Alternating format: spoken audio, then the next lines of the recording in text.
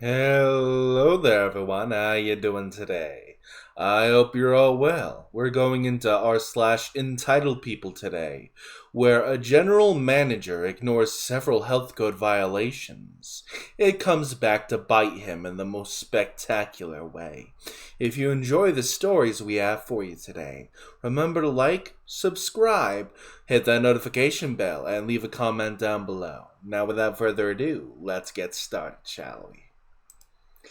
Resident at group home feels entitled to my Nintendo after smashing up my previous one. Okay, so for a bit of backstory, this happened about 4 or 5 years ago when I was living in a group home under CPS care in Australia. So, apologies if anything appears to be weird or details are left out. I'm posting this to vent, as thinking about this event still gives me anxiety. I've been obsessed with Nintendo since I was very young, specifically the Nintendo Wii. And the time I had a white Wii coupled with Wii Sports and a dog-themed game that I can't remember the name of. I saved up almost a month worth of pocket money to buy this console, with several of its games, and I loved the console as it was an escape from the abuse that another resident put me through. Let's call him Mike, because I have since forgotten his name. Mike, to put it kindly, was an abusive cunt. He would always pick fights with me, resort to violence if he doesn't get his way, and often stole and or destroyed my property. Such as the time he punched me in the back of the head because of an argument I don't fully remember. All I remember was that I had the argument, got punched, and the next minute I was laying on the couch with a massive headache. Anyway, I'm getting sidetracked here. This all started when Mike and I were at the dinner table, and I tried to start a conversation about what we'd do if we ran our own empire. He went on and on about if he ran his own empire, he would just execute me, and I started to get a bit annoyed as I tried changing the subject. He just kept going on and on until I snapped at him and told him to shut the F up and let others talk. And that was a massive mistake, because he got so enraged that he walked from the dinner table and entered my room, which I accidentally left unlocked. He proceeded to trash my room, destroying my brand new Nintendo Wii, all the game discs, and even a Kodak camera that a teacher gifted me. I rushed to try and stop him, but the caregivers, the adults who are supposed to take care of us and avoid this stuff from happening, proceeded to restrain me instead of him, thinking I was the aggressor. I couldn't do anything as he slammed my console on the ground multiple times until it was pieces. I can't remember much of what happened after that, but I do recall picking up my destroyed console and shards of the game that was inside that fell out. I was very upset, to say the least. A few weeks went by, and I finally scraped up some money to buy another console and another copy of Wii Sports. Things were pretty good until I forgot to lock my room again while I was having my regular phone call with my mother. When I finished my phone call, I went to my room and realized my console was missing. I went to the lounge, and the little shit was playing Wii Sports Tennis on my console. Being the inverted and honestly quite scared kid I was, I asked him if I could have the console back, and he completely ignored me. After a few minutes of this garbage, I decided to screw it, and forcefully unplugged the console and walked off. He got angry and threw the Wii remote at me, and then tried attacking me again. I ran to my bedroom, locked the door, and asked the caregivers to grab the remote and cables, which they did after a long accident when Mike tried throwing bricks through my bedroom window. I finally moved out a few months later to a foster home after encouraging a few more entitled and violent residents to come and go. I made sure the console came with me.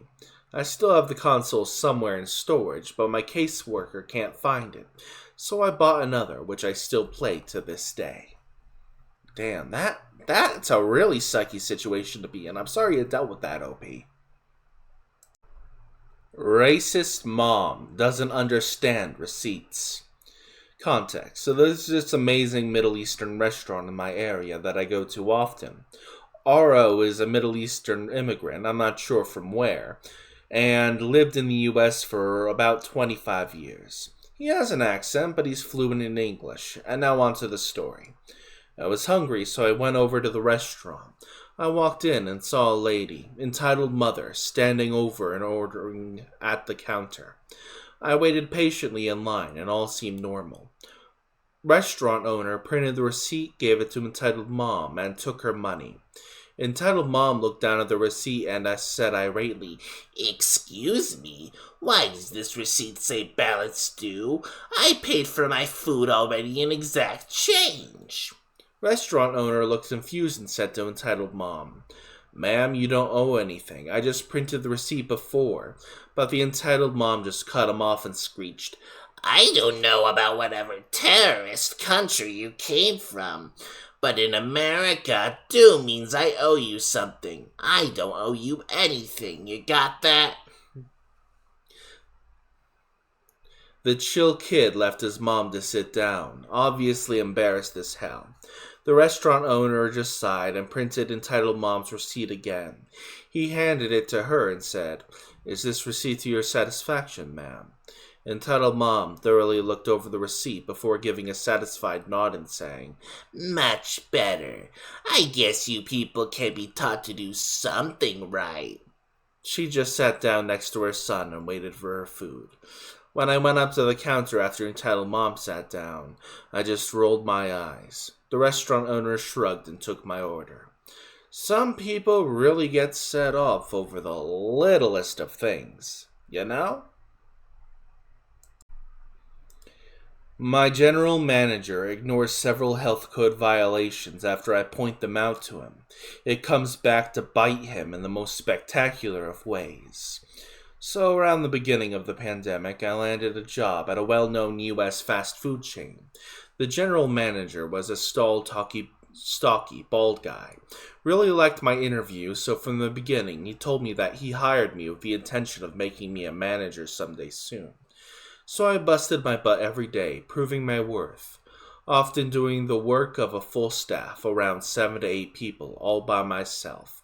I worked this hard because my previous job had just laid me off due to the effects of the pandemic on the hospitality industry, and I was just happy to have a job. In order to become a manager, you had to take a ServSafe exam. Usually you'd get promoted whether or not you passed the exam. But per state law, there always has to be a ServSafe certified manager on duty on all shifts. Given that there were so few of us, 3 of us including myself and the manager, that ServSafe certified was invaluable. But I'm getting ahead of myself.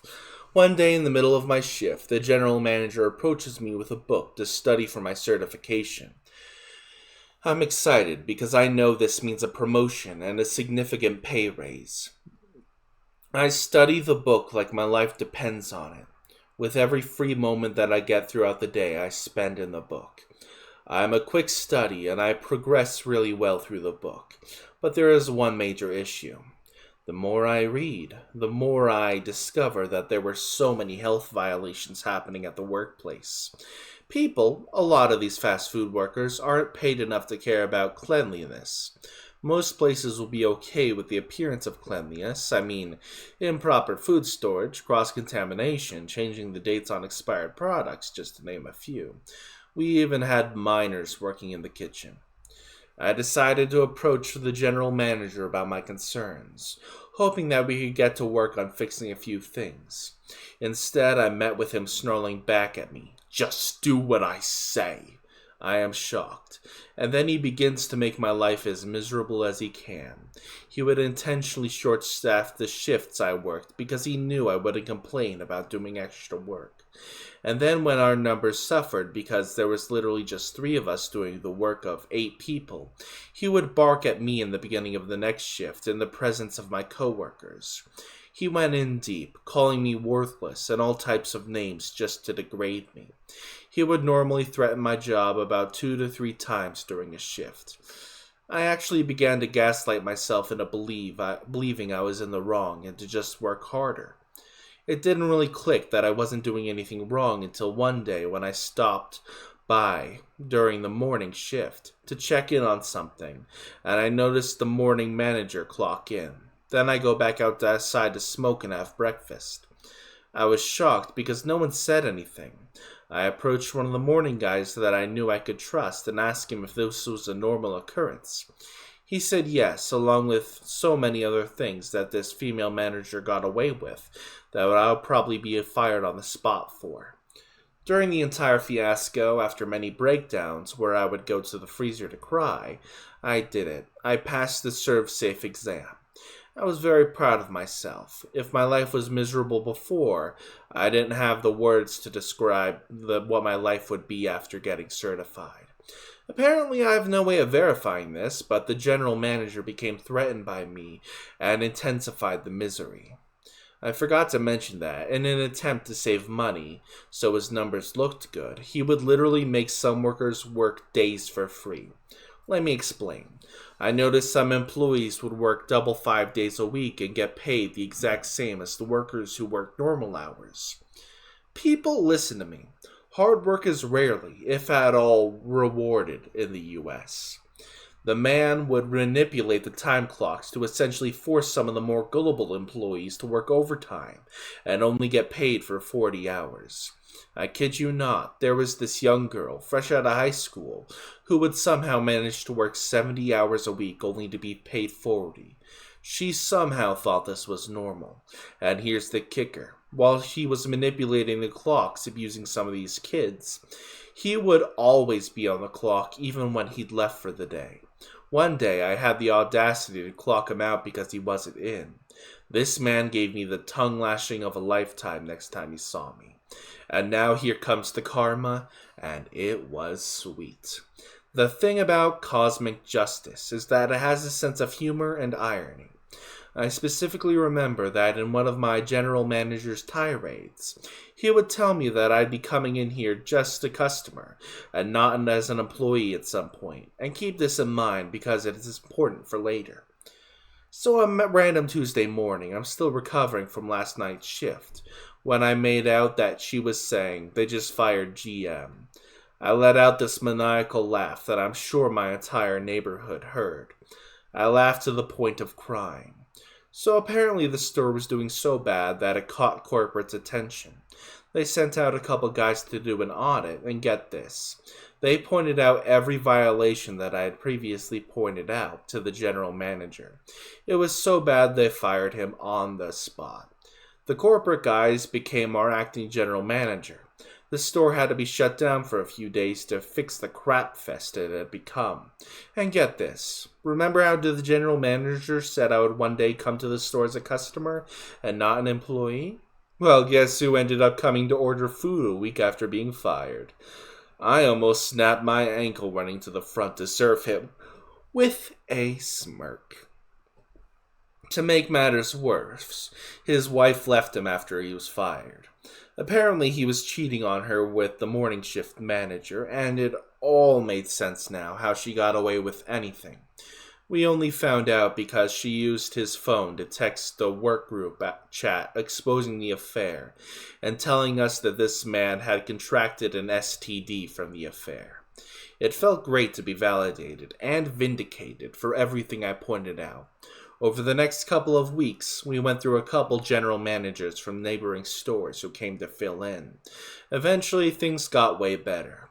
I left the job a few months later for health reasons and got a better job that paid twice what I was making there. And that's the end of today's video. I hope you all enjoyed.